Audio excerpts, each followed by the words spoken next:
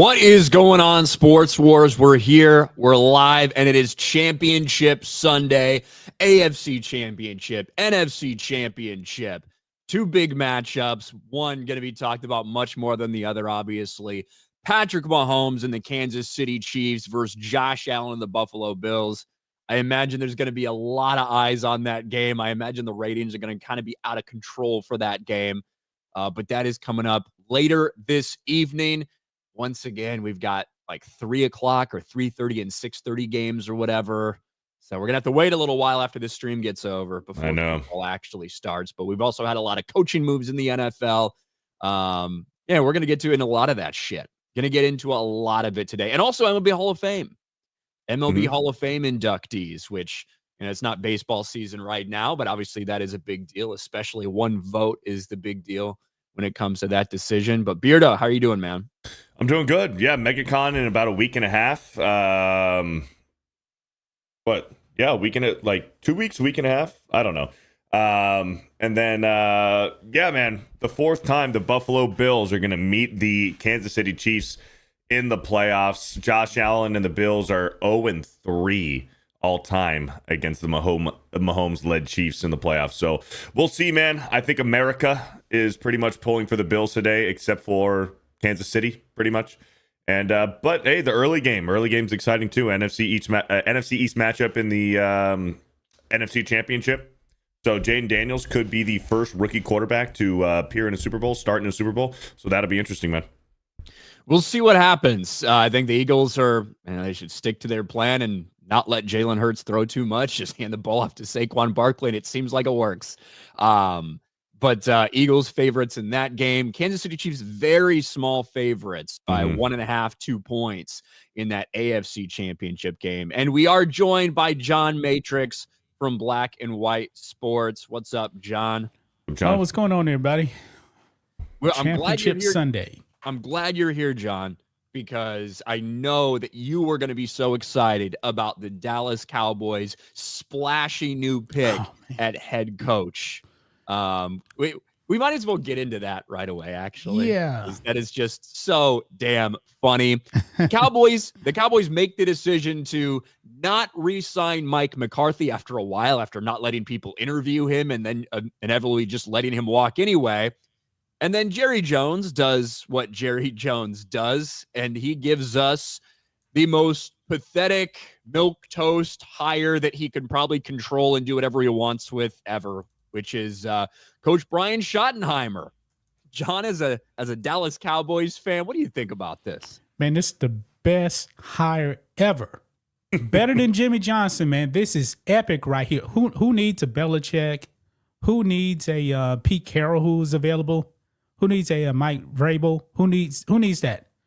You got the guy, Brian Schottenheimer. Shout out to Jerry Jones. Yeah, but in reality, though, this is just another guy. This is a Dave Campo hire, Chan Gailey hire. Nothing special. Same old stuff. This is we have no expectations kind of hire right here. It's a Jason Garrett hire. It's somebody that Jerry Jones feels like he can control. Right. 1,000%. That's what it feels like. And then when this is your hire, it starts making you ask these questions, right? Why did you let Mike McCarthy walk if you were just going to have the offensive, keep everything the fucking same, right? You're keeping everything the same. You got your offensive coordinator now as head coach. You're running the same fucking offense. Why, other than the fact that Mike McCarthy might have just gave too much pushback and was kind of tired of the bullshit? That's the only explanation for why you let Mike McCarthy walk then. And then is this cheaper? Do we have any details on the contract? Pretty much the Cowboys and Jerry Jones are getting the same product that you've had for the past 5 years, but you're spending less money on the head coach. Yeah, I think it's a 4-year deal, but I don't know the dollars. Yeah, and as we speak now, I still don't think we have Mike McCarthy's not landed anywhere. Nope. I think the Saints job is still technically open. And that's pretty much it. I think that's the only one left. We've seen this flurry of action. But yeah, this is just such a what people have come to expect from the Dallas Cowboys over the past couple decades. And it is sad. Yeah. And once again, like, if you're a Cowboys fan, it probably sucks. For everybody else who's been tired of hearing about the lie for the past several decades that the Cowboys are America's team and blah, blah, blah, this bullshit, it is just more of the same. And I think this Cowboys, is a downgrade in coaching from Mike McCarthy. It is. And, you know, you can criticize Mike McCarthy, and, you know, if he would have become the Bears head coach, Ben Johnson became my Bears head coach, which is, you know, what I wanted. So a lot of the insiders, NFL analysts, he really wants to go to Vegas. No, he didn't. He always wanted to come to Chicago. You dumb cocksucking queers. You're all full of shit. You're just following trends. You're piles of shit. All of these fucking mainstream media outlets, by the way. But getting back to this, if Mike McCarthy had gone to Chicago, wouldn't have been necessarily my first choice, but he's a solid choice. Has he come up short in the playoffs a couple times? Yes. Is he one of 35 or 37 coaches in history to win a Super Bowl? Yes. But this is a downgrade from Mike McCarthy. It doesn't address anything that fans have been upset about, probably. And you're going to have more of the $60 million man, Dak Prescott, in, you know, the offense that he's familiar with. And I don't think there's many expectations for the Cowboys next year. I just don't. None. I mean, we were at 7-10 this season, and you guys came on at the end. Yeah. I mean, injuries did have a lot to do with this season, but that's not going to really be an excuse. But it did affect you guys the were team. better off without Dak. I was about to say that. We definitely got better without Dak. And that's telling right there. I think that it feels like when this happens, when Cooper Rush comes in, it starts to be a little bit more of a game management type of offense, as opposed to some of the big shots that they typically take when Dak is in there, which kind of high risk, high reward, whatever. But what ends up happening is they possess the ball for longer. They're converting more of these kind of manageable third downs. They're driving the ball. They're taking time off the clock, and they're allowing that defense to get off the field for a while. And, you know, there were some injuries, things like that, but the defense played much better through the middle and second half of the season than they did. Yeah, they got better. Historically bad for them at the start of the season. It took a little bit for Micah Parsons to get warmed up this year. I love this. I love this for the Cowboys, John. I absolutely love this. As a Giants fan, and listen, the Giants have nothing to brag about, but I absolutely love this for you guys. This is incredible. And I think it's so hilarious. All of the, all of the media outlets and all the noise and the rumors. Oh, well, Bill Belichick might opt out of North Carolina to go coach the Cowboys. Bill Belichick wants to go to Dallas. Oh, Deion Sanders, Shedeur Sanders. You know, maybe if Deion is the head coach of the Dallas Cowboys, they might trade up to go get Shedeur Sanders in this year's draft. None of that happened. Brian Schottenheimer's the head coach. He got a promotion, and it's going to be the same old Cowboys for the next couple of years. Couple of decades. Until Jerry Jones dies. I hope not, though. I hope not. You hope he doesn't die, or you hope they're not the same? I mean, he's going to die, man, but I'm not going to wish death on Jerry Jones. Yeah, I hear you. But yeah, obviously a big flurry of college or of coaches. I think Ben Johnson was the thing that a lot of people were waiting for. Ben Johnson was the most highly sought after guy in this offseason. The Patriots obviously very familiar with Mike Vrabel, wanted Mike Vrabel. That hire goes down, but everybody else, they were waiting on where the Ben Johnson chip would fall before making their hires or committing to this person, committing to that person. And as I stated before, Adam Schefter was basically the only person in mainstream sports media who wasn't like promoting this bullshit story about Ben Johnson to the Raiders. And we see a lot of these things because it's about narratives, it's about views, it's not necessarily about the reality. And that was the more interesting thing to talk about. Because nobody would want to go to the Bears. Caleb Williams, gay bust. Blah, blah, blah, all this shit, right? That's been the narrative from the mainstream sports media this entire season. So for some reason, they thought that he would go to the Las Vegas Raiders, who have fired more coaches in the past 10 years than the Bears have, who don't have a fucking quarterback, who don't have as much talent. They just thought he was going to go there because Tom Brady has a 5% ownership stake in the Raiders. That's why Ben Johnson would go there. Well, as it was revealed, Ben Johnson wanted the Chicago job. He told them he wanted it. This first thing out of his mouth on the Zoom call. And in fact, Ben Johnson, as we heard several months ago, he would have taken the Bears job if it had been available last season. But since it wasn't, that's the job he wanted. He figured it would be available by the end of this season, so he went back to Detroit. It has been funny to watch Detroit fans after a couple good seasons and a couple really solid seasons for Detroit. It's funny to see them act like they are some sort of like fucking team that matters or that anyone respects or that somebody will continue to come back to time and time again to be an offensive coordinator. I get it. I understand, Detroit Lions fans.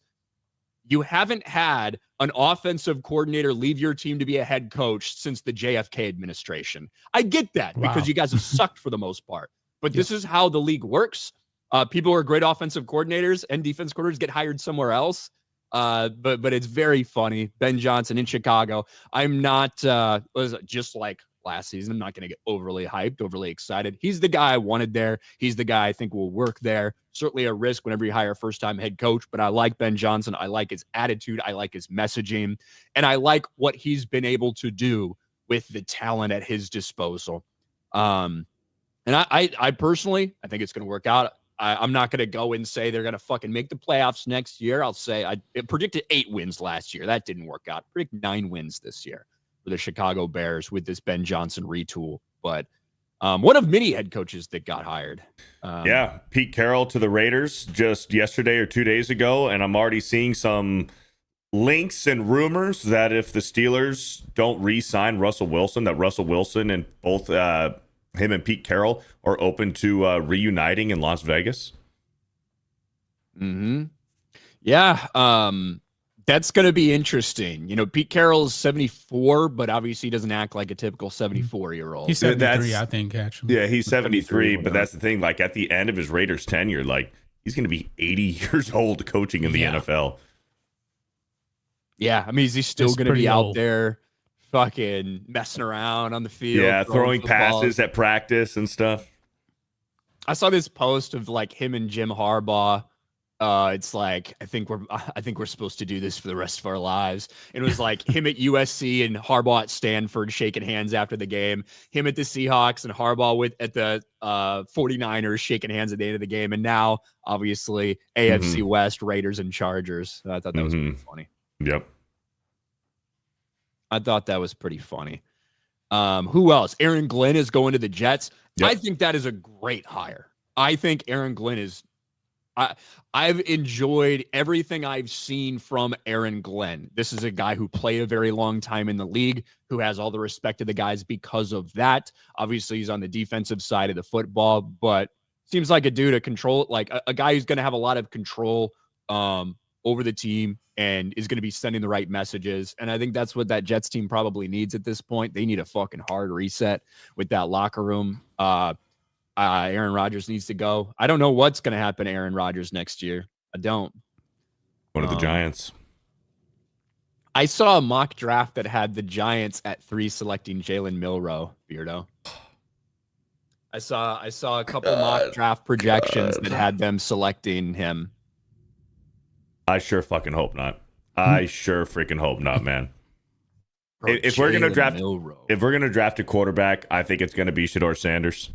But you guys know how I feel about that. I don't want a quarterback in this draft. I'd rather just sign a veteran to carry over for a few years. Obviously, you guys sign Sam Darnold. I've been seeing Derek Carr.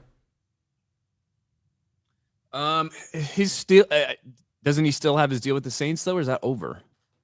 He's probably still under contract, but I mean, yeah, I'd be down to trade for Derek Carr. You want to trade for Derek Carr just to draft, just to tank and draft fucking Arch Manning? That's your plan, is to draft Arch Manning. I want Arch Manning in 2 years, either next year or 2 years, whenever he declares. But I'd much rather have a veteran like Aaron Rodgers or Derek Carr or Sam Darnold, somebody like that. Shit. What about Daniel Jones? He's out there. He's going to be a free agent.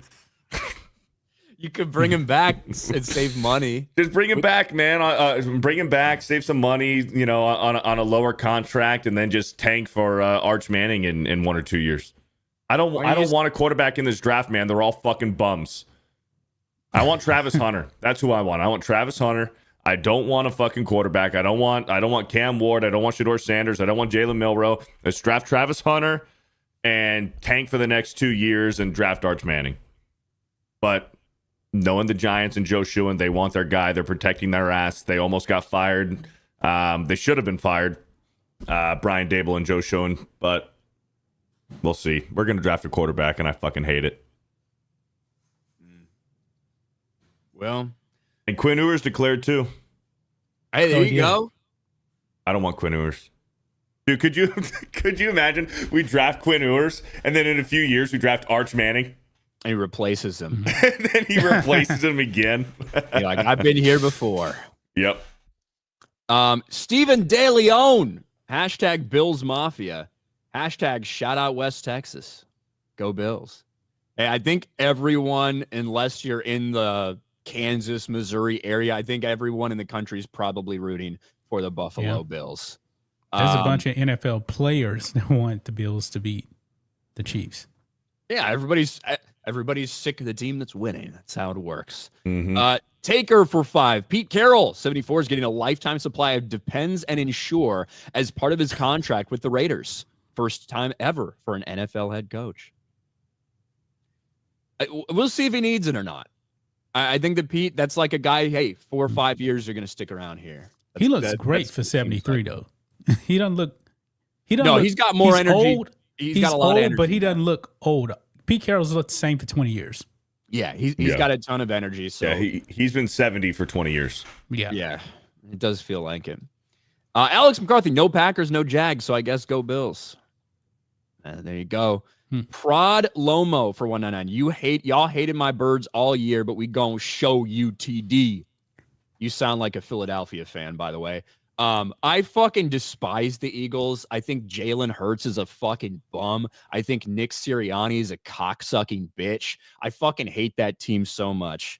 But they've got a great offensive line. They've got a solid defense, and they got one of the best running backs in the game, Saquon Barkley, behind them. And they stick to that strategy. It's going to be tough. Going to be tough when they stick to that strategy. But I think it's going to be a good game between them and the Washington Commanders, no doubt. Dom H with 10 gifted memberships. Let's go. Shout out to our man Dom, who's also in New York Giants hell with Beardo. Yep. Mick Walsh, how many phantom calls against the Bills today? I don't know. It's going to be tough to tell. Ironically, despite the NFL rigging everything for the Kansas City Chiefs, the official who's in charge today, actually, the Kansas City Chiefs have a losing record when he's the head official on their games. Weird. I know it's so strange how that happens. We'll see. When it comes to roughing the passer calls, Josh Allen has had more bad roughing the passer calls against him in the past several years than Patrick Mahomes. Josh Allen is king flopper, but I'm still rooting for Josh Allen because he's trying to take advantage of the rules. You know what the Bills need to do? The Bills need to get out there early, and they just need to fucking hit Mahomes right in the fucking mouth.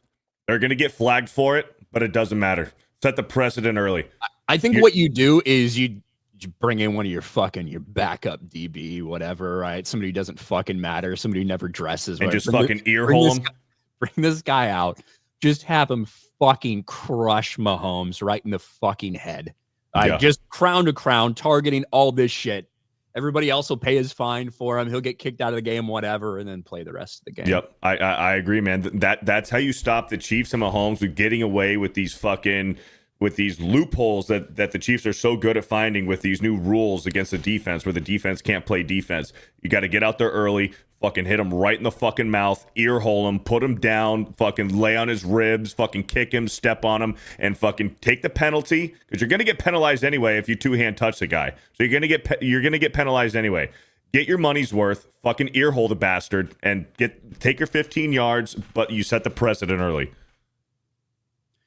Yeah, I think listen, I've been exactly right about what the NFL was going to do with this. There's already talk about the NFL incorporating instant replay for these types of penalties and these types of plays in the offseason, just like I said was going to happen, which I think is a good thing. Because ultimately, as replay continues to evolve, when you have things that are not judgment-based calls, right, that have tangible elements to them. Hip drop tackle at some point might be one of those things too. When you have things like that, I think it should go under replay, bottom line.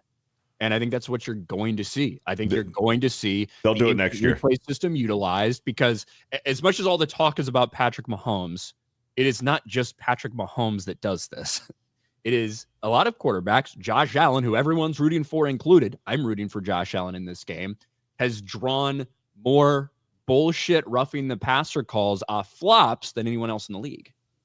And so when things like this happen, because these are guys that are taking advantage of the rules that are in the fucking rule book right now. And as much as Tom Brady wants to complain about these things, the reason all of this started happening was because of Tom Brady, right? When Tom Brady got hit and fucking tore his ACL and was out for the season, they instituted new rules to protect the quarterback while they're within the pocket. And then those rules started evolving to protecting the quarterback all the time, because they know that these guys are the stars. These guys are the draws. You don't want Aaron Rodgers to get landed on and smash with somebody's body weight and break his fucking collarbone. You don't want your Tom Brady's, your Peyton Manning's, your Drew. You don't want them to get overly injured, because they are the stars. They bring the eyes. And that's what started happening in the NFL. And I think virtually everyone who watches the game can say it's gone way too far with the protection of the quarterbacks. Yeah. And I think it's we're gotten going to worse. see an adjustment, just kind of like we always do. So we will see what happens. Rob Cortez, remember, no one circles the wagons like the Buffalo Bills. And can a man from Central Valley, California really change his stars? Go Pack Go. What? I'm confused with the Go Pack Go, Rob Cortez. Are the Green Bay Packers are they in the playoffs? Are they playing one of these games? No. Oh, that's weird. Oh, is it weird that they backed into the fucking playoffs by losing to the Bears and then immediately got destroyed? Well, it's weird how that works. Thank you, Rob Cortez. Mick Walsh for 2. Let Von Miller rip into Mahomo from the word go. He's got a lot of practice beating up on his girlfriend. Beat up on Mahomes. My Von Miller, in my 2026 season, Von Miller is 40 fucking 2 years old in Madden. And the motherfucker got 27 or 28 sacks at age 42 and then retired. I don't understand why. But that's what happened. All right. Where are we? Ryan, did you see the video of the Philly mayor misspelling Eagles? What was she it? Misspelled it. ESGSES. It was so fucking embarrassing. Very typical Philadelphia fan behavior. I think that is a stereotypical Philly fan. That's why they need to have it on the board, right? So they'll remember how to spell it out. But let's get to these games though. The first one of the afternoon is going to be the Eagles versus the Commanders. Rookie sensation Jaden Daniels versus Saquon Barkley having an absolutely unreal season for the Philadelphia Eagles. This is the game right here. The Philadelphia Eagles are actually favored by 6 points in the game. That does seem like a pretty big spread. I'm taking the Eagles. I think they're. I took the Rams last. I still think if this wasn't a snow game, Rams would have won last week. I think they would have. If some of those fucking receivers could have come down with more catches for Matthew Stafford, but a lot of drops. They weren't used to the cold. But I'm taking the Eagles in this game. I think they're just gonna fucking run. And I think Jalen Hurts throws the ball maybe 15 times. And that's their key to success. If Jalen Hurts has to throw this ball 25 times in this game, the Commanders are winning. That's what I think.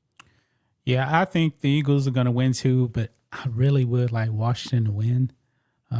Dan Snyder's having a hissy fit right now, so I would love to see him just cry more. But I think the Eagles are just a better team, man. They're a better team, and Saquon Barkley, I believe, is going to have a huge day. I say bring Dan Snyder back. That's his team, man. He deserves to be there. Yeah, apparently he's really triggered that they're doing so well. Yep. Dude, bring him back, man. And all this talk of the Commanders wanting to use the Redskin throwbacks. No, fuck you. You ran Dan Snyder out of town. You changed your name. You don't get to just fucking wear your throwbacks, your Redskin throwbacks. You fucking abandoned that shit. You ran your owner out of town. Fuck you. You're the Commanders now. You'll always be the Redskins to me, but you don't get to have your cake and eat it too.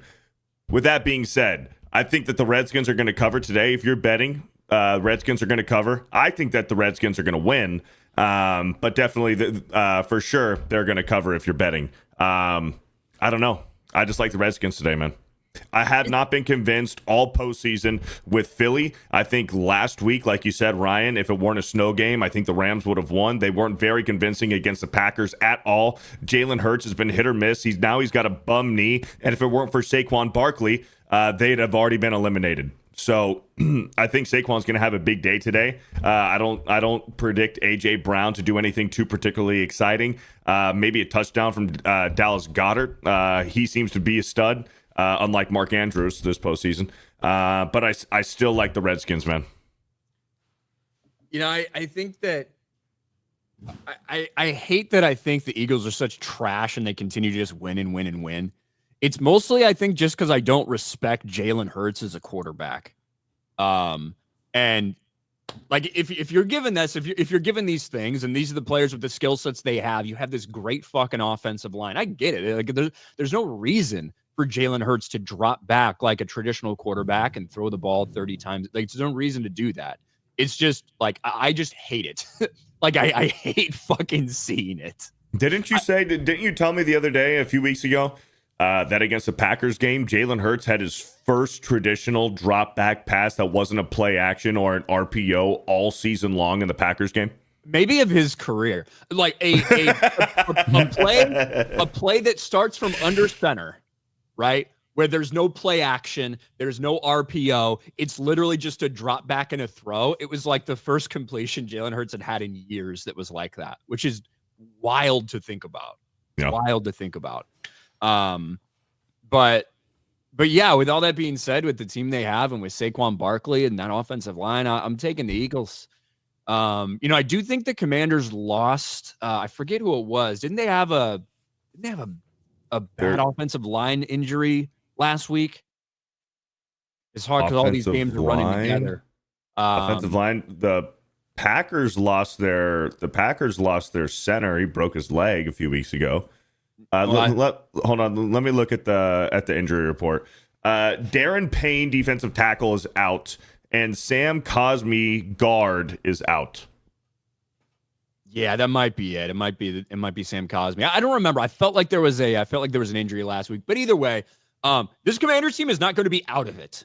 Right? They are not going to be out of the game, I don't think, at any point in time. I think they're always going to be within striking distance, and you never know when the fucking magic is going to happen for this team. And I think it's going to be good. Last time we saw them in the regular season, didn't Washington have a big comeback to beat the Eagles? Yes, but that was also Kenny Pickett played most of that game, because that's when Jalen Hurts went down with a concussion. So Kenny Pickett was it, but Kenny Pickett played well. He threw a few touchdown passes. He had a few interceptions, but he also had a few touchdown passes. But yes, that was the big Redskins comeback towards the end of the season in their matchup. Yeah. And who's the third string quarterback that came in when Kenny Pickett got hurt? Tanner McKee. Even he looked fucking good. Yeah. These wide receivers out there are feasting with Tanner McKee and Kenny Pickett. Jalen comes back. They're like, well, read option, I guess. Mm-hmm. But then this is the game that, both these games, a lot of people are going to watch, but this is the game that is going to have every eye. That's the main event in the fucking world on it. The main event at WrestleMania, Bills versus Chiefs. This is like the real Super Bowl. Yeah. And the bettors aren't giving the Chiefs any respect at home. Only up a 2-point favorite, not even a field goal. Yeah. Which basically means they think it's a very fucking even game. Yeah, right? they do. Obviously, Chiefs are very close anyway, but typically you're going to give about 3 points to the home team. So it might even feel like they're favoring the Bills a touch with that spread. But obviously, I don't know what the spread started at. It opened at -1. So that's where they felt it was at the open. And then the spread is moved based on who's betting how. I believe it was the last time these guys matched up in the playoffs. No, it was two times before that, where we had the back and forth in that fourth quarter, the last 3 minutes where you saw each team score several points, went into overtime. Josh Allen never got the ball back. That was 3 years ago. After that, right? When then we saw them lose again to Kansas City. Josh Allen still had a good game, but they lost. This is huge. This is big. The Kansas City Chiefs only lost to one team this year. Truly lost to one team. Yeah, right? Not counting that regular season finale. Right. They sat all their guys in the regular season finale. The only other team to beat them was obviously the Buffalo Bills. I'm fucking taking the Bills in the game. Let's go. I'm rooting for the Bills in the game. I think most of America's rooting for the Bills in the game. I'm going to take them. I think that this is Josh Allen's year. Yes. I think it's Josh Allen's year. I think it's his time to shine. And I think we're going to see the end of this Kansas City Chiefs, this season's run. Yeah. I think it's a wrap for the Chiefs this season. I believe their offensive woes are going to finally catch up with them. This offense has not been impressive. They weren't impressive against the Texans. I think Josh Allen, man, is going to run for 2 TDs and throw 2 TDs. And they're going to win this game, the Bills. Yeah, I'm not going to disagree with you. I like the Bills too today. I'm backing the Bills. But I think it's going to be a good game, man. I think it's going to be, what's the total? 48 and a half. Yeah. It may be like 28-24 game or something like that. 48 and a half, man. The thing is, this can go either way, bro. For the Buffalo Bills, and they fucking know this from the regular season matchup and from all the other experience, you can't just have a lead, play it safe, whatever. No, every opportunity you have against the Kansas City Chiefs, you need to fucking step on their throats. You need to try to fucking that's what it has to be. If you're up by 21 on the Chiefs going in the fourth quarter, act like you're down 21. Yeah, don't give them anything. You can't feel comfortable at any point, even with the lead. This is a team that's fucking obviously won 3 Super Bowls. This is a team that has guys that it's not going to phase them if they're down. It's not going to phase them if they need to drive down the field. Like, you need to step on their throats. And I think that's what we're going to see the Buffalo Bills do. That's what they did in the regular season with that fucking, with that backbreaker they had that Josh Allen had against them. This is what you need. And I think the Bills are ready. I think it's all built up to this moment. And this is the Bills' time. This is their moment. Yeah. They got to get it done. I highly doubt that the Bills are going to let Travis Kelce look like Kelce from 10 years ago. and the Texans still were in that game. They had opportunities. Well, yeah, I mean, every time they had an opportunity, they gave up a sack. That's true. C.J. Stroud got murdered. The same man who was preaching to Caleb Williams, don't take all those hits, brah. Don't take all those hits, brah. You'll get it, brah. Don't worry, brah. Fuck you, C.J. Stroud, you cocksucker. Fucking loser. But yes, this is going to be a close game. It's going to be an entertaining game. I don't know if I want to listen to Tony Romo on the broadcast. I feel like he's going to be insufferable. But yeah, 6:30. I'm probably going to be streaming the first little bit of this. So I'm going to. I love that time. That's 5:30 my time, so I can watch the whole thing. No, I hate it, man. I hate it. I want a 1 o'clock game and a 3 o'clock game. I wish it came. Yeah, 1 o'clock and a 4 o'clock. That'll be better. That'll be much better. But I'll take this. This ain't bad. I mean, the game's still going to end early. Mike has bad knees. No Redskins fan wanted the name change. Snyder changed in an effort to distract from all the crap he was accused of. Well, you guys are still showing up, and this team is named the Commanders. No respect. No respect, Mike. And it's just like people are going to show up to the Cowboys games no matter what. What if they got called the fucking Nancy girls? Would you show up? Well, Cowboys never change their name. That's never going to happen. What happens in 50 years when Cowboys are viewed as, terrible imperialists? They killed the Indians. What's gonna happen, John? The Dallas football team. Oh God. That better never happen, man. All right, it's like everyone's just going to be called a color at some point. But not too many colors. They can't be red because that would be offensive. Black would be offensive. White would be offensive. Oh, then colors would be offensive. Yeah, then. yellow would be offensive. It'll have to be like pastel colors. Everybody in pastel colors. Mm-hmm. That's the future. Or everybody's just a city and football team. Got the New York football team playing the Dallas football team. Mm-hmm. Mascots of races, so you can't have a mascot. Cheerleaders. The cheerleaders all have to be sexes. men now. Only male cheerleaders because of the male gaze. You don't want sexy cheerleaders. Rob Cortez 5. Everyone needs to bet on the Bills, forcing the NFL to back the Bills. Bet on the Chiefs. Sorry, bet on the Chiefs, forcing the NFL to back the Bills. Too big to rig. LOL. Now the betting favorite for the Super Bowl is actually the Eagles to win it all. They're the betting favorite. Well, true, but there's a reason for that, right?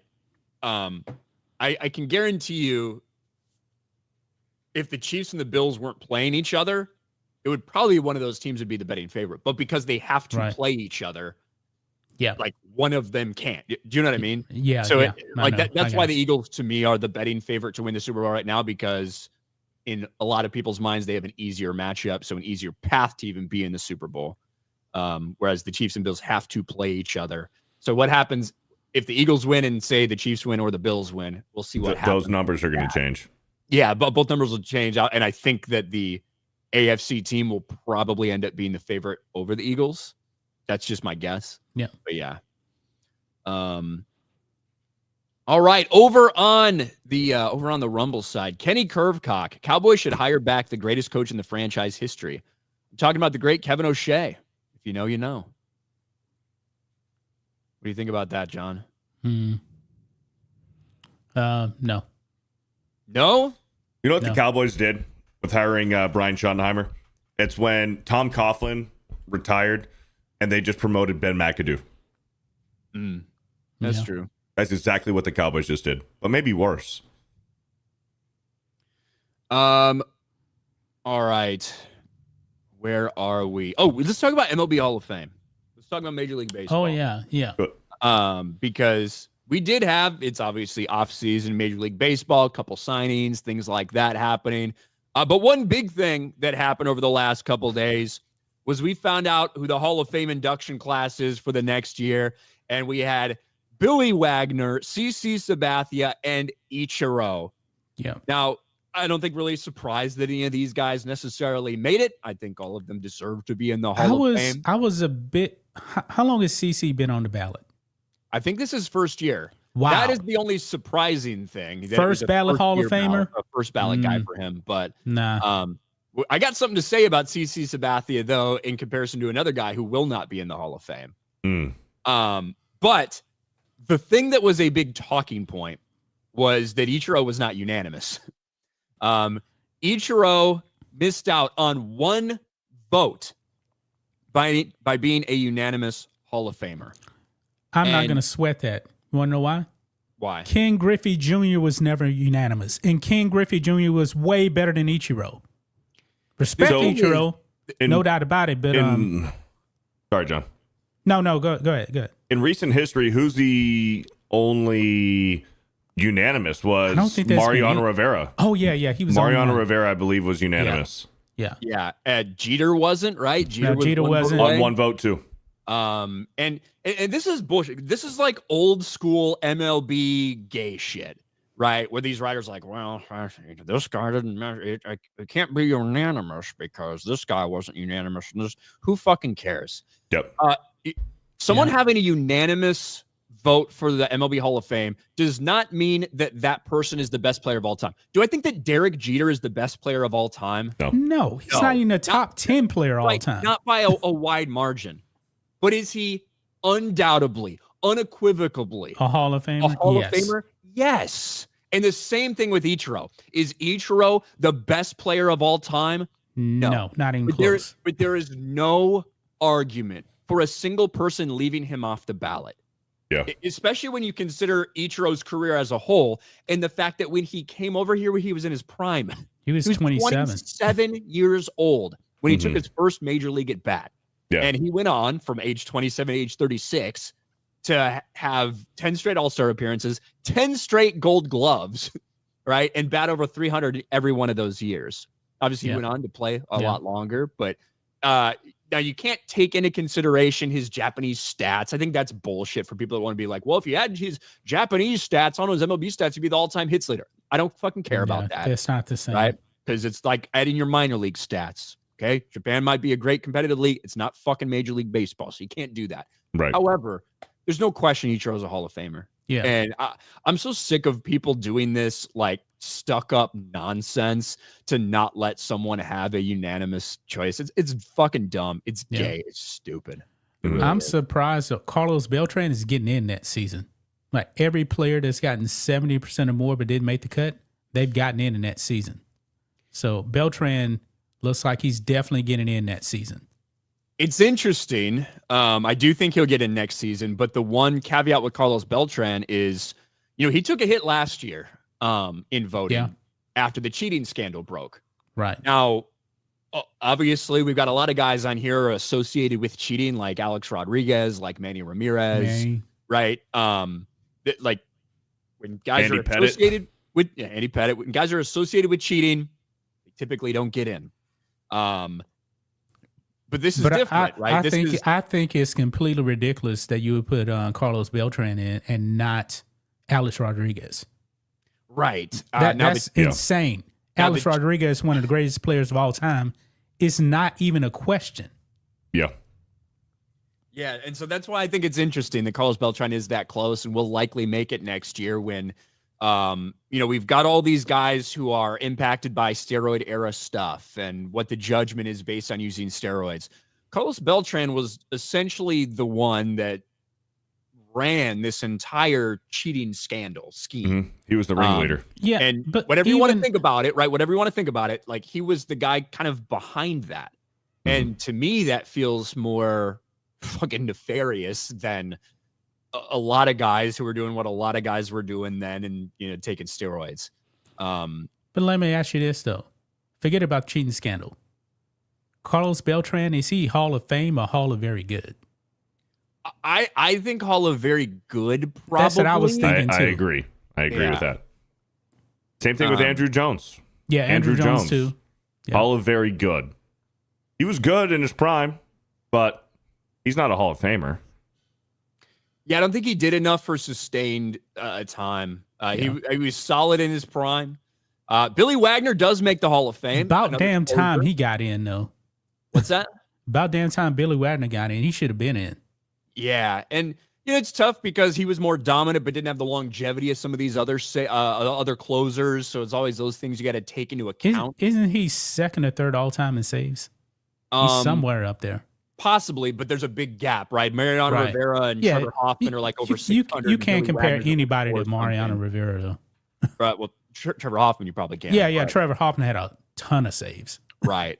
But yeah, the most impressive thing for Billy Wagner is his last season, right? Yeah. His fucking last season at age 38 for Atlanta.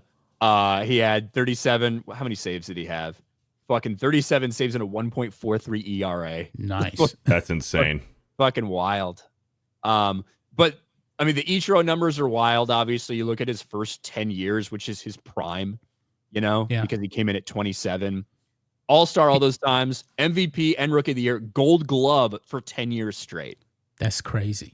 You can't tell me this guy's not a fucking unquestioned He's a no-doubt Hall of Famer, but the thing about Ichiro is he's not exciting because he was a singles hitter. He was a slap hitter. Yeah, that's what he was. He wasn't a long ball. Yeah, he got on base a lot. He hit for average, definitely. Yeah, what's his career batting average? 3-something, I'm sure. 311. Yeah. Wow. Look at his first couple of years: 350, 321, 312, 372 in 2004, 303, 322, 351. Yeah. 310. He's kind of like Tony Gwynn. Yeah, very much like Tony Gwynn. Very much like Tony Gwynn. Yeah. But I did want to talk about CC. Now, there's one guy who's not in the Hall of Fame. That's Curt Schilling. There's one guy who now is on his first ballot, which is CC Sabathia. I don't want to take anything away from CC Sabathia. Yeah. He shouldn't be in. But he's Hall of Very Good to me. Certainly, when you look at CC. his wins, he's got a lot more wins than Curt Schilling does in his career. But when you That look at ERA is high. when you look at a lot of these tangible things that Curt Schilling has an edge on over CC Sabathia as a pitcher, right? When it comes to strikeouts, when it comes to fewer bases on balls, when it comes to his ERA, when it comes to his wins above replacement, when it comes to all of these things, despite the fact that he started way fewer games than CC did. I think Curt Schilling started out as a closer for a little bit of his career, or a relief pitcher. And then obviously you look at the crunch time performance in the playoffs, World Series, things like that. Curt Schilling will not be in the Hall of Fame. His 10th and final year was a couple years ago. He got left out. A lot of people feel like it was because of his personality and his fucking politics more so than any other reason. But it's Curt wild Schilling for also CC. said himself that he wasn't a Hall of Famer. Yeah, but it's wild for CC with these numbers to get in on his first when Curt Schilling That's ridiculous. got passed up completely. I think that's a little wild. Yeah. CC is Hall of Very Good to me. I mean, 3.74 ERA, that is high for a Hall of Famer, Hall of Fame starting pitcher right there. That's really high. Yeah, he won a Cy Young, but first ballot Hall of Famer especially? Nah. Yeah, so I do think there's I don't ever want to I think there should be more people in the Hall of Fame, not less. That's usually the way I feel about it. And I think It's very hard to get in the Baseball Hall of Fame. It's been way too protected and elitist. And for people that don't know, you have a group of almost 400 writers who are approved MLB Hall of Fame voters. And in order to get in, they get a fucking ballot with a bunch of qualifying players. They can select up to 10. They can select nobody. They send their ballots back in. You have to get 75% of that vote to get in, which is a pretty high bar. And, the steroids thing has been a big deal. There's a lot of people who feel like, why aren't some of the best players that we have watched growing up, some of the people that broke all these records, some of the people that sold so many tickets, why are they not in the Hall of Fame? And it's because the writers don't think they should be in the Hall of Fame because of the steroids. And well, I actually have more respect for the Baseball Hall of Fame than the Basketball Hall of Fame. All you got to do is just show up in basketball. They let you in. They let anybody Which in. is ridiculous. But also, I think that is a combined, it's not like a NBA Basketball Hall of Fame. Yeah, it's not. Neither is baseball, really. Well, It kind of is. Like, it kind of is, but it's really not. Like that Negro leagues and stuff like that. Yeah, that's after they've not inducted Major League all Baseball. like the diversity leagues from back in the past to make it look like they're not racist. Oh, here you go, guys, get in. But in reality, it's an MLB Hall of Fame. That's what it is. Whereas the Naismith Hall of Fame encompasses college and all of those things, right, for basketball. So that's why the NBA should have their own Hall of Fame. who would be the initial inductees? Well, obviously you got to have Michael Jordan easily. Sure. I mean, he's got to be the first one. If you're not putting him first, then just forget about it. What do you do? Do you just bring over everyone who's in the NBA now into the NBA? Like in the Hall of Fame now that's in the NBA into the NBA and just start from there? Oh, you're talking about the NBA players that's already in the Basketball Hall of Fame and just bring them over? No, because some of those guys, you're like, that dude's a Hall of Famer? No.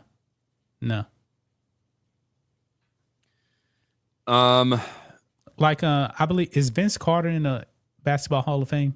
He just fucking retired, though. So I don't know. Yeah, but to me, he's not a Hall of Famer by like the Major League Baseball standards. He's not. Yeah, he's like a guy who had a ton of longevity. And he had longevity. He was good. He had a bit like.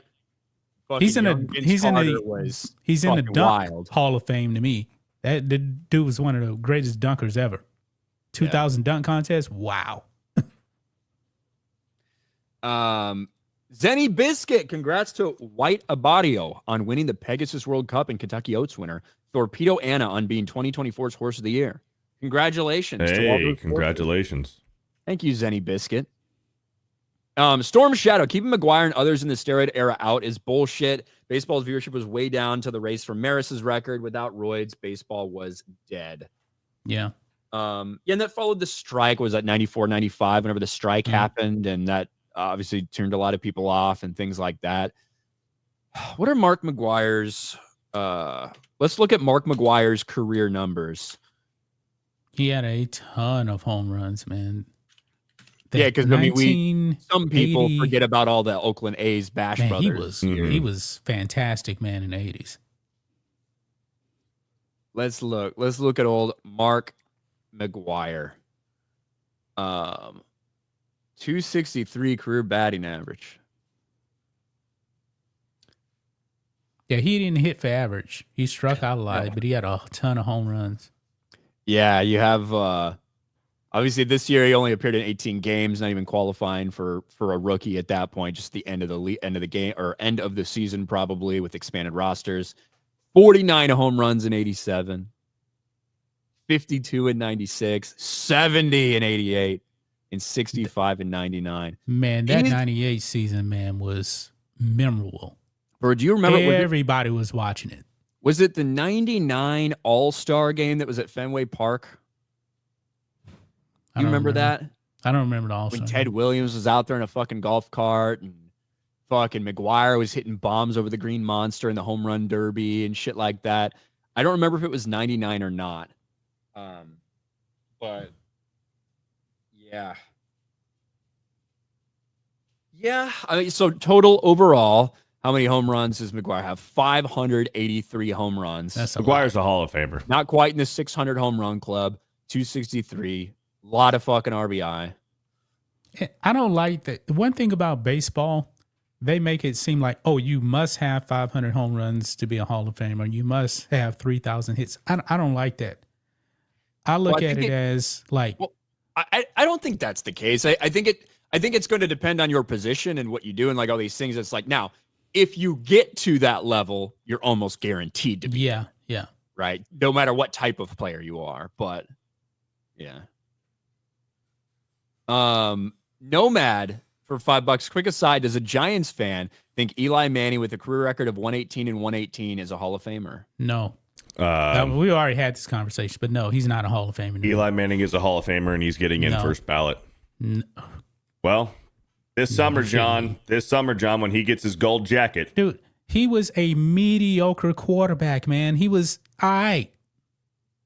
Nothing about Eli. He's getting his gold jacket this summer. He may. I'm not saying that you're wrong about it, but Eli Manning was a mediocre quarterback.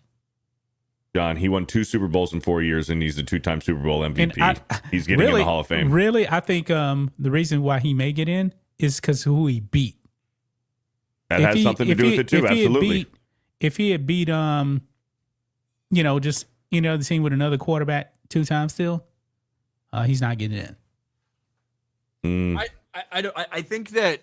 Remember, they were ready to bench him in 2007. I think that any quarterback. What? Yeah, they were talking about benching Eli Manning. No, they were not. For who? Jared Lorenzen, the fucking 300-pound backup quarterback? They weren't fucking benching Eli Manning. Come on, man. He wasn't. You're smarter than that, John. He wasn't that good. I don't think that Eli's career is deserving of a Hall of Famer. Yeah, however, 118 and 118, man, that's not Hall of Fame. However, I think the precedent that has been set and the one that I think is going to continue is how much rings are important for quarterbacks. And I think he gets in first ballot. Also, him being Peyton's brother helps a lot. Sure it does. If his name was Eli Smith, nobody would be saying anything about Hall of Fame with him to me. Look, I even if his name was Trent Dilfer and Trent Dilfer had happened to fucking win another one somehow. Yeah. I think that with 2 Super Bowl rings as a quarterback, you would get in. Unless it was something like if Eli had a record of like 100 and 240, but happened to have 2 seasons where they lucked into random rings, then I think it would be different. But I agree with you, John. His career achievements, performance. He has the weirdest career probably ever. In the era where he was, right? Yeah. It's a different story when we're talking about fucking Terry Bradshaw's stats and fucking like that's all this different shit. Because a lot of QBs Joe back then through stats, right? Through interceptions. But I think Eli gets in. I think they put him in. Eli's a Hall of Famer. With an 82 career QB rating. 83, whatever it was. I'll tell you what, though, chat's right. If we're talking about Hall of Fame and who's been snubbed out of the NFL Hall of Fame, Jim Plunkett should be a Hall of Famer. Absolutely should be a Hall of Famer. He's got 2 Super Bowls. Yeah, he does. That's true. He's probably not even eligible anymore, isn't he? Probably has to get in. He's going to go on the veteran committee probably. Yeah, he'll probably get in then. The Raven and Writing Desk, member for 9 months. Thank you very much. Chris Coran, damn, I late. What did I miss? We didn't even talk about your fucking Buccaneers, actually. We should talk about that. The Buccaneers, Liam Cohen is now the new head coach for the Jacksonville Jaguars. The Jacksonville Jaguars seem to not be able to hire any coaches because they still had Trent Baalke as their GM. Liam Cohen went for a job interview, had already had an agreement with the Buccaneers to become the highest paid offensive coordinator in the NFL. And that deal was contingent on him not taking a second visit with the Jaguars. They were aware of the first visit. They were fine. They thought it would give him good experience. They said, go ahead. But they had a deal for him lined up that he was supposed to sign on Monday that would continue to keep him there as offensive coordinator for Baker Mayfield and all this shit. He didn't sign it. On Wednesday, I think they fired Trent Baalke as GM. On Thursday, he ghosted them, didn't talk to them, said he was in the hospital with his sick kid, which maybe he could have been, but he took a secret trip and had a secret meeting with the Jacksonville team to agree to become their head coach. And he didn't let him know until 6:00 in the evening that happened. So Liam Cohen pissed the Buccaneers management off. Now, again, like I said with the Ben Johnson thing, can you be surprised when an offensive coordinator moves on to go ahead be a head coach? No, that's what happens. These are things that happen. For any of the retarded Lions fans who thought that Ben Johnson was going to stay there for the next 10 years and just be happy being an offensive coordinator, well, you're explaining, yourself there. You're exposing yourself. You thought that was the case. You think it's a betrayal. But it's a different story when you agree to terms verbally on something and it's contingent upon you not taking a second interview with someone. You secretly go behind their backs to take that secret interview and then leave your team hanging the way they did. That's a little different story. Apparently, that's what he did in college as well a couple years ago. Jacksonville has their coach.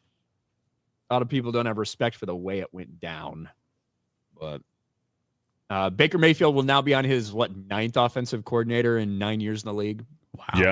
Yeah. Every single year he's been in the league, he's had a different offensive coordinator. That's crazy. Insane. Do you remember when Josh McDaniels did that to the Colts?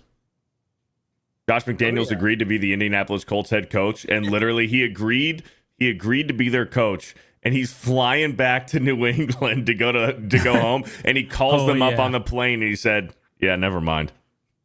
I remember that now that you brought it up. And Josh McDaniels feels at home in New England. That's where he belongs, right? Nowhere else. Yep. No other fucking locker room, not as a head coach. He belongs perpetually as the offensive coordinators for the New England Patriots, which he once again is. He has failed everywhere he's went. Josh McDaniels as a head coach has failed everywhere. Yep. The only place that he has been a successful coordinator is in New England. And guess what? I think it's a great hire. Good on Vrabel for bringing in Josh McDaniels to be their offensive coordinator again. Great coordinator for the Patriots. Yeah, it was now all the success we've seen Josh McDaniels have as an offensive coordinator for the New England Patriots has come during the Belichick and Brady era. Yeah. Now, I believe, was Josh McDaniels the offensive coordinator during the Matt Castle season? They remember? Dude, New England flip-flop between Josh McDaniels and Bill O'Brien all the time. They just kept going back and forth because Bill O'Brien had a few stints as the New England's. It depended who currently had a job. And right. Yeah. Right. If Bill O'Brien was the head coach of the Texans, or he was or Penn State. Remember, he was the head coach at Penn State after Paterno passed away. Then it was Josh McDaniels was the coordinator. It was one of the two, always. Yeah. So we'll see. We'll see how that works out. But obviously familiar with the team, familiar with all that stuff. So, Caitlin Clark. Cole Hauser says Caitlin Clark would be a better quarterback than Eli. Trash. Wow. Wow. Thank you, Cole Hauser. I thought we were cool. Woman. Chris Curran, show him the ring, Beardo. It's in the other room, but Chris Curran, he got me a cool gift. It's the 07-08 New York Giants Super Bowl 42 Super Bowl ring. Oh, that's pretty cool. Yeah. That's fucking cool. So shout out to Chris Curran. You want to know the baseball equivalent of Eli Manning? It just dawned on me. Go ahead and tell me. Josh Beckett. He was Red Sox pitcher? Yeah, he was aight Marlins in the and Red regular Sox. season. He was fantastic. Actually, he was better than Eli in the World Series than Eli was actually in the Super Bowl. That's when it matters. Actually, I know who that is. That's Madison Bumgarner. I was just going to say that's Madison Bumgarner. Because it's going to be very interesting because Madison Bumgarner's career is shit, honestly. Dude's got like a 4 ERA. He's won like 140 games, lost like 130. But he has some of the most iconic playoff runs and appearances. Yeah. 2014 Madison Bumgarner is the most impressive playoff pitching performance that I've ever seen. Ever. Maybe Some guys are just built for the postseason, man. I mean, I'm a big Verlander fan. Verlander, probably the best pitcher of his era. He finally got a World Series win a few years ago with Houston, but his World Series numbers, not good. Mm-hmm. His playoff numbers are good, but not the World Series. Also, before he got there, right? God, he kind of had that many playoff appearances in Detroit. No. You know, but even with Houston, all those World Series Houston was in, when he pitched, he wasn't great. Yeah. Well, and Houston also for a couple of these appearances had such a good relief. Like, the bullpen was really the bullpen that they'd throw out there for the 6th, 7th, 8th, and 9th inning was pretty rough. It was yeah. That pretty 2022 bullpen for the Astros, very good. Was all time very rough to go against. Voters, John Falsetta for 5. Voters have admitted to voting against Schilling because he's MAGA. John Heyman's proud of it, as he belongs in, as does CC. I don't think Kurt Schilling is a Hall of Famer either. I don't. He very, very good playoff pitcher. He was good in the regular season. He wasn't Hall of Fame material to me in baseball. Yeah, and that's a difference between MLB and NFL. I think NFL prioritizes postseasons and Super Bowls and things like that much more than the MLB does. Yeah. One, because the season's so fucking long. And it's so hard for one guy to have an impact in baseball. Yeah, very true. Unless you're Madison Bumgarner in 2014. Yeah. Eli Manning's proof sometimes better be lucky than good, but the man beat Tom Brady. That's got to count for something. Dude, there was that one year, it was either 2010, 2011, or 2011, 2012. Eli Manning had the most he set a record for fourth quarter comebacks and touchdowns in the fourth. No, it was touchdowns in the fourth quarter. Not fourth quarter comebacks, but touchdowns. That was 2011. 2012 when they won the Super Bowl against the Patriots the second time, I believe. I respect that win way more than the first one. Yeah. That Mario Manningham pass was great. That was right on the money. Yep. It was a fucking dime. And but obviously, like the David Tyree catch that was pure luck. That was so luck. Okay. Yeah. But he also and Asante Samuel dropped the interception that could have just ended the Super Bowl. But Eli also escaped like 5 sacks on Which that Tyree pure play. Luck. That was crazy. He barely escaped, but then he heaved up a literal prayer, right? Like, yeah, that was a literal prayer to a covered guy who barely made a catch on the fucking top. Yeah, on Rodney Harrison, that fucking pussy. Exactly. So there's such an element of wow, that really turned out the right way for them as compared to. I'm wondering today. Super Bowl, I give him more credit for that one. I'm wondering today because it looked like he was definitely sacked. Would they have actually called him down by contact? Well, not Eli? by contact. Yeah, forward progress stopped or whatever. On that, based on today's rules. Replay? On today's rules, maybe, but who cares? Maybe. If it were Mahomes, they'd blow it dead. Anybody else, they'd let it go. They do a lot of that shit nowadays where like guys they got a hand on them, but they're still kind of standing there and they know they're about to get destroyed, and so they fucking blow the whistle. It's gay. It is gay. I hate forward progress in general, to be honest. Storm Shadow for 2. Jerry's fucking Dallas to draft Arch. Eat it, Beardo. I don't Some think people talking about that. I don't think Archie Manning will let that happen. Cole Hauser for 2. We're cool, Beardo. Okay, good. I was worried there. KW for 5. A couple days ago, Clan Outkick says he thinks the narrative is changing enough that ESPN might try to have Trump and Vance on game day, and he's going to try for Big Noon. Thoughts? Well, look, I 100% think that there is a narrative shift out there, and I think we've seen this from ESPN for a while to tell a lot of their people to stop talking about it because of how unpopular it is. And really, if you want to talk about ESPN decided, oh, well, this might not be the best for business, this is driving fans away, look no further than like dumbass Stephen A. Smith, right? Stephen A. Smith, who is he propagates left-wing talking points. He propagates racial division constantly. But then on the other hand, will go on somewhere else and talk about how, oh, you know what? The Democrats have just lost everybody. Now, even though he says he's concerned over DEI pushback during the Trump era, Stephen A. Smith has no problem going somewhere and talking about what a fool he feels like for voting for Kamala Harris. And this is repetitive. We're seeing a lot of this stuff. We're seeing a lot of walking back from people who have been bashing Trump, who have been totally on one side because they realize, not because they've fucking changed, not because their mindsets have changed, because they know it's not popular. So what do people like Stephen A. Smith do? They decide to backtrack on that a little bit.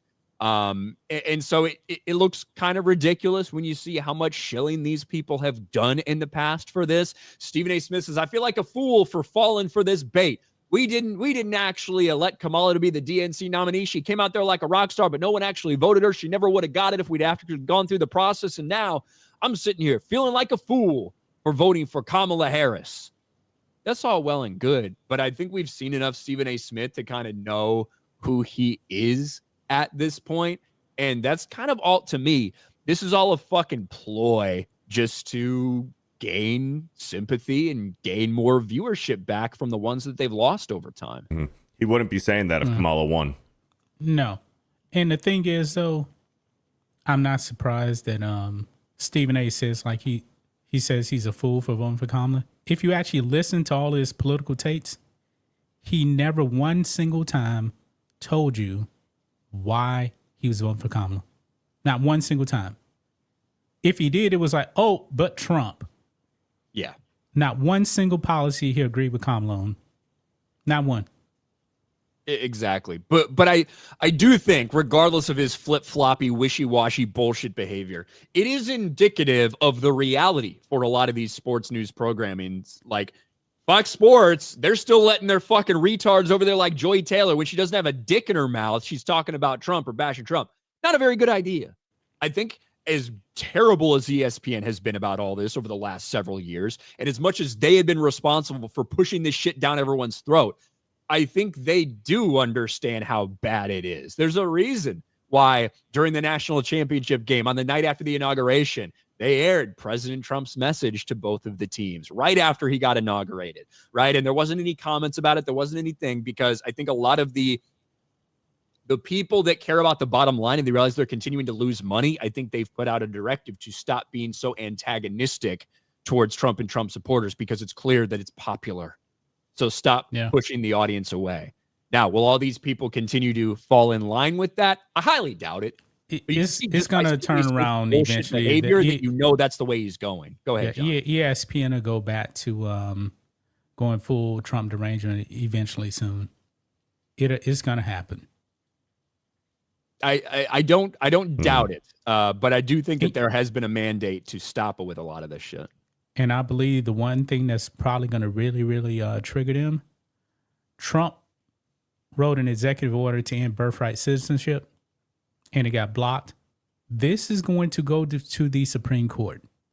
And if the Supreme Court ends birthright citizenship, ESPN is going to go nuts. They're going to go nuts. Yeah, probably. And that is going to be a big deal in general, not just in like the sports world or whatever. Yeah. But in the whole media landscape, it is going to be, that's going to be a massive, massive deal for sure. Luke Stone for 5. Fun fact, Eli played for 16 years and never won a playoff game in any year outside his 2 Super Bowl runs. That's true. I mean, I already said it. He has the weirdest career ever. It's very strange. But when they did, it was fucking awesome. Yeah. Stephen A. Smith, the definition of a trend follower. Printer paper, blade of grass. He'll say whatever he thinks will keep him relevant. Loser. Craig Morning. Thank you, Craig. Jose Contreras for $1. Look at Dan Marino, one of the greats, not Super Bowl wins. Yep, Yeah, went to a Super Bowl in his second year.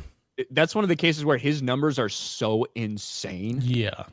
Especially compared to the era he played in. If Dan Marino's putting up some of his numbers today, we'd be like, that's 70 TDs and 7,000 yards. Great season. That's the MVP right there. And he was doing it in the fucking 80s. Dan Marino is Peyton Manning if Peyton Manning never won a Super Bowl. Yeah. And Peyton Manning was on that track too. Hey, there was talk about him being Dan Marino because he couldn't, and mainly he couldn't win big games because the Patriots are always going to the Super Bowl. He needed a fucking rainy day in Miami for Charles Tillman to fucking fall down and leave Reggie Wayne wide open. Only reason he got a touchdown fucking pass in that game. And then fucking bitch-made piece of shit gets beat by the Saints. Bitch-made piece of shit gets blown the fuck out by the Seahawks, was it, that season? And then his last, when he couldn't even walk, when Brock Osweiler looked better on the field than Peyton fucking Manning did, he had his defense that won a championship for him. Fuck you remember, man, that Super Bowl, his first Super Bowl he went to with Denver? That game was over in the first quarter. Oh, yeah. Yes, it was hard to watch. Monumental demolition. It was hard to watch. I loved it. It was terrible. I was watching that. I was at the Super Bowl party. I was like, man, this sucks. They started off the Denver's first play of scrimmage. The snap went right over Peyton Manning's head. Right. Exactly. Not good. Okay, that last one, though, was such bullshit. Like, all the stars kind of aligned the right way for them to win that year, and Peyton could barely fucking walk. But he played like shit when he was in. Like I said, the team. He played well in the playoffs. When Brock Osweiler was playing, he played well in the playoffs. He had a good playoff run, huh? He did. New England went to Denver, and he threw a touchdown or two in the AFC Championship to beat New England to go to the Super Bowl. Let's look at Peyton's playoff numbers and some of these numbers in the last thing. I know his Super Bowl numbers are fucking embarrassing and abysmal. He didn't have a touchdown pass in Super Bowl 50. He had a 70 fucking yards and an interception or something, and a 2-point conversion. Actually, that first playoff run where they actually won the Super Bowl in Indy, he was bad. He threw 3 TDs and 7 picks during that run. He wasn't good in the playoffs. Yeah, 2006. In that AFC Championship against New England in 2006, that was when they were down. They were down 21-3 going into halftime. Yeah, and they came back. Mm-hmm. Oh yeah. What the fuck? Why isn't it? Oh, playoffs. Here it is. It's like what the? I could only find rushing and receiving playoffs. I was like, what the hell? For Peyton Manning. Yes. So you're telling me that the 2015 year that he had just had great numbers during the playoffs. Huh? That's what you're telling me. 2015, no. So 2014, they went because 2015 is that last year. It was 2015, 2016. They went to the Super Bowl, Super Bowl 50 against Carolina. Yep, that season went 3-0 in the playoffs. He wasn't terrible, but I know he wasn't good. He wasn't flashy or anything. He threw a touchdown. He threw a touchdown in the AFC Championship game. I know he did. He threw a touchdown to Owen Daniels. Am I correct? Here are his numbers. 55% completion percentage. Big dog. Little over 500 yards passing in 3 games combined. 2 touchdowns, 1 interception. That's Peyton Manning. He earned that Super Bowl, man. He earned that second Super Bowl win. What a and guess boss, what, bro? And he rode off. He rode off into the sunset. One for him. He rode off into the sunset. He was drinking a lot of Bud Light after the game. Von Miller was buying. No Bud Light. Budweiser, yeah. Drinking a lot of Budweiser. He already had a fucking deal in place. Like, I just want some Budweiser and some Papa John's pizza, and that's all I want to do. Like, Von Miller's buying. Yeah. Hey. Fuck Peyton Manning. I love Peyton Manning, man. Fuck Peyton Manning right to hell. Fucking bitch. Anyway. Nice stud. What else we got? Astros are nothing without their trash can, says Yanks fan. Obviously, he hadn't been watching since 2017. Cole Hauser for 2. Steven is a clown. Stephen A. Smith. Yeah. Taker, they're finally demolishing RFK Stadium. They're probably building a new stadium on the site. Current Commmander Stadium will be abandoned by 2030. Congratulations. I'm worried about the Bears' new stadium. Because I still don't think we're 100% sure where it's going to be. Dylan Ramirez. If Bills don't beat KC this time, will they ever? No. This is the moment, right? This is the moment where it feels like every other moment has felt like Kansas City has the edge, right? Am I wrong in all these other playoff situations? It's felt like Kansas, even when the Bills, I think, got them to go to their place, it still felt like Kansas City had the edge. This year feels like it's the Bills moment to me. It does. Yeah. I do think this is a very important game. And a lot of people, Beardo included, thought that the Bills Super Bowl window was closed. Yep. I was just about to say that. Season. I was just about to say. And you weren't the only one. A lot of people were thinking that because of some of the departures they had and the weapons that they lost. And it feels like Josh Allen has done more with less this year. And it feels like Josh Allen has completely changed his playing style to still have the wild, crazy plays that we see, but taking care of the ball. And this is it, man. This is it for the Bills. We'll see what happens. Yeah, I think so too. Like I said, this offseason, I thought that the Bills window was closed. Obviously, they've had a pretty strong season, but if they don't get it done this year, I don't know if they ever will. I think that the window might officially be closed after this year if they lose. I mean, Josh Allen's going to be good for a long time, obviously. 100%. I think we'd all agree. And I think that the Chiefs era is waning, right? Personally, I think Andy Reid, I don't think he's going to go that much longer. Travis Kelce obviously looks very old. He's not going to go much longer. So, I don't know. Does that mean in 3 years that they could fucking get past a much different looking Chiefs team and get? Yes, probably. But I think for this era where we feel like these guys have been going at it and they can never get over the hump of the playoffs, I think this is the moment right here to do it. And I think we're all caught up with super chats, guys. We do not have any games coming up in next 10 minutes because it's championship week. So championship week, which means we're going to be doing it at 3:30. What time is it? 3 or 3:30. And then it's 6:30. 3 Eastern. There you go. 3 Eastern and it's 6:30 Eastern. So we'll see if you guys enjoy that as much as we do. Let's hope the Bills fucking win so I can stop hearing about the goddamn Chiefs.